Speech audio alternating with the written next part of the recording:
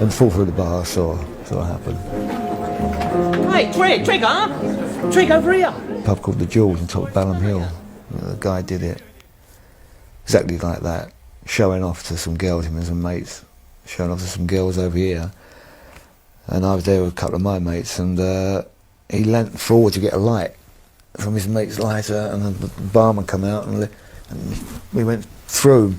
He never actually hit the floor. He stumbled down, he got up, and he did one of those embarrassed giggles, like I meant to do that.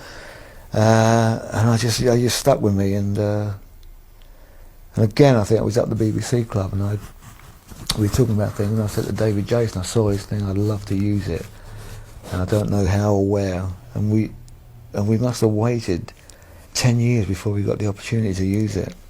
Someone came up to me one day and said, you know, I want to ask you a question, Mr. Jason. And I said, yes, certainly. He said, you know that thing when you fell through the bar? And I said, yes. And he said, was it an accident?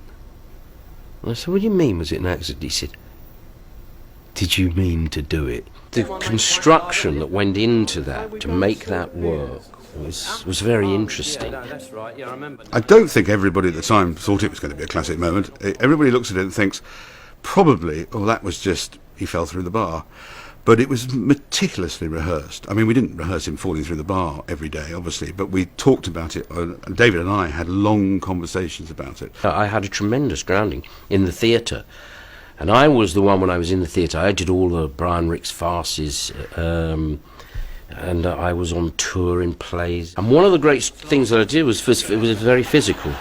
I was very fortunate in being able to enjoy getting thrown out of doors and diving into settees and diving through hatches. So it was quite natural for me. We can't go wrong here. All we've got to do is learn their language. Why, they're foreign then? What we did was we had Roger Lloyd-Pack and David Jason trying to chat up two birds. So the important thing was never to cut. Was to hold the shot, and if you look at it, we never cut. We just held the shot in quite a loose shot, which was quite, because normally if you've got a funny moment, it's to cut into it and make it bigger. But if we'd done that, people would have known it was coming. And of course, when it happened and he just leant back, nobody suspected at all. I think we're on a winner here, Tree. All right, play it nice and cool, son. Nice and cool, you know what I mean? David held that fantastic position, that rigid position.